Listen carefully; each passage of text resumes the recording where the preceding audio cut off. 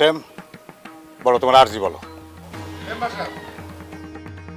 আমি ওর মুখ দেখতে চাই না। বাবার রাইখে যাওয়া জমি জমা সহায় সম্পত্তি ঘর বাড়ি যা আছে সমান ভাগে ভাগ করে দেন, আমি বাড়ির মধ্যে দিয়ে বেড়া দিব। না না, এটা করলে হইব না, এটা করলে হইব না।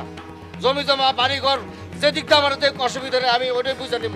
কিন্তু আমি আবারও কইতাছি, কিন্তু বড় ভাই তোমার বউর বাঘ আমি চাই।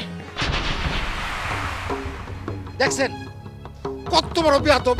বেদবির কি আছে? বেদবির কি আছে? দরকার বলে তোমার বউর বাঘ আমি জোর করে নেব। এই কি কইলি তুই? তোরে আজকে আমি কুপায় মাইরাই ফেলাবো। ওরে মাইরো না, পাগল মানুষ, ওর বুদ্ধি শুদ্ধি নাই, মাইরো না ওরে। তুই বইয়ের ভাগ চাস না? খাড়া খাড়া তোরে দিতেছি বইয়ের ভাগ। এই তোমরা সবাই মিলে ওটা জুতা পিটা করো তো, জুতা পিটা করো। কাকা কাকা থামেন, ওরে মাইরেন না কাকা। আমার মাইরা ফালাই দিল, আমার বাবার সহায় সম্পত্তি বাড়ি ঘর যা আছে এগুলো আমি চাই না, কিন্তু আমি আমার ভাবির বাঘ চাই। এই হাবিব চুপ করো তুমি। এই হাবিব, হাবিব তুই থামবি। তুই যদি বেশি বাড়াবাড়ি করিস তাহলে কিন্তু আমার হাত উঠবো, আর আমার হাত যদি একবার তোর গায়ে ওঠে তাহলে কিন্তু এই হাত আর থামবো না। মাইরা তোর আমি মানে তারপরে আমি এক কথা কব। ছোটবেলা আমার মা মারা গেছে, আমার মায়ের আদর ভালোবাসা স্নেহ কি করে আমি নিজে করতেই নাই, পাইও নাই।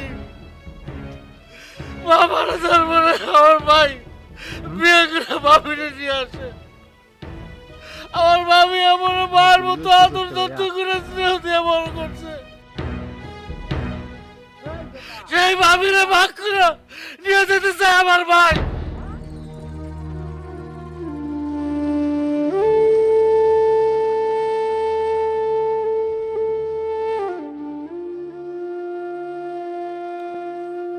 আমি বলে গেল আমার ভাবির ভাগ আমি ছাড়বো না, আমার মায়ের ভাগ আমি ছাড়বো না, আমার সহ সম্পত্তি সব নিয়ে যাক, কিন্তু আমার মায়ের ভাগ আমার ভাবির ভাগ আমি ছাড়বো না। আমার ভাবির ভাগ আমার দিতে হইব, আমার ভাগ দিতে হইব।